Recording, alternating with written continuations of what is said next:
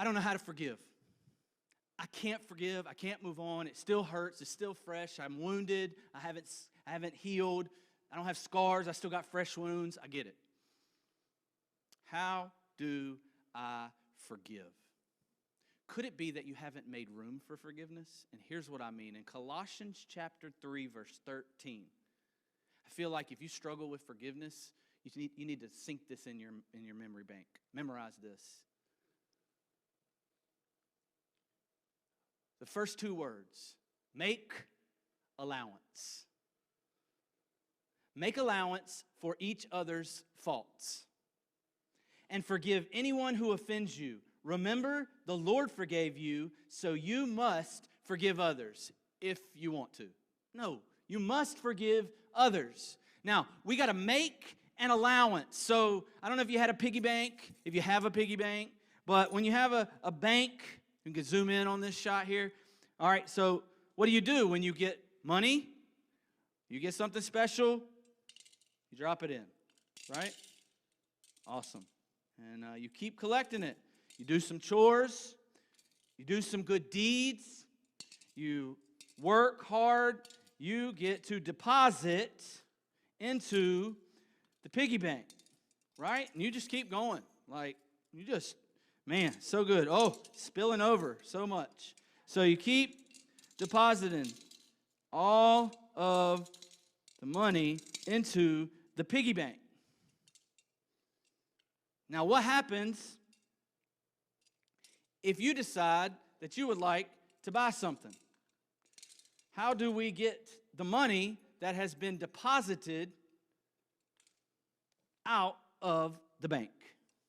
Anybody have an idea? Magic? What?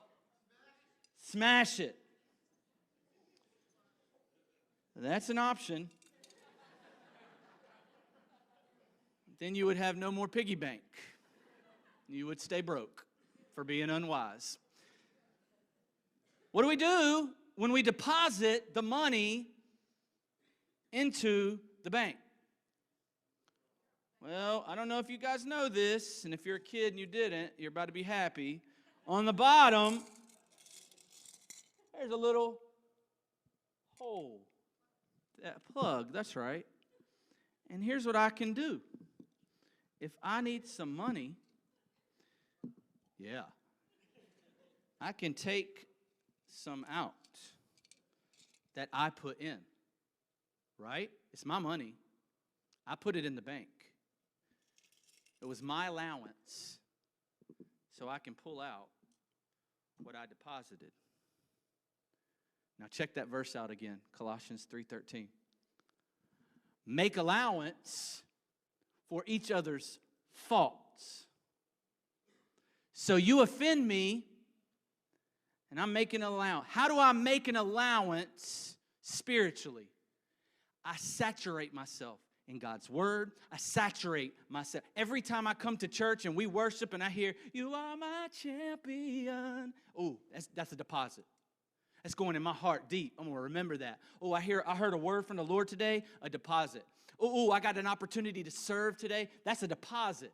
That's a deposit. And so I'm filling myself up all week. It doesn't stop on Sundays. I'm going out. I'm sharing Jesus. It's a deposit. I'm making deposits. The spiritual deposits that are coming in. Why is that important? Because that verse, Colossians 3:13, check it out. Make allowance for each other's faults.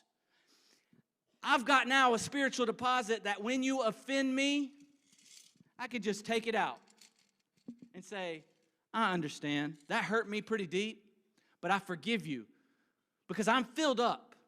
I'm filled up with what God is doing in me. I'm learning who He is. I'm learning His word. I'm learning how to serve. I'm learning how to be generous. And you know what? You don't have to pay me back. I know it's a big deal, but I got it. I got more than enough because my God is supplying all that I need. This is how we make allowance for each other. Some of the reasons that you can't forgive people is because you aren't being spiritually deposited into.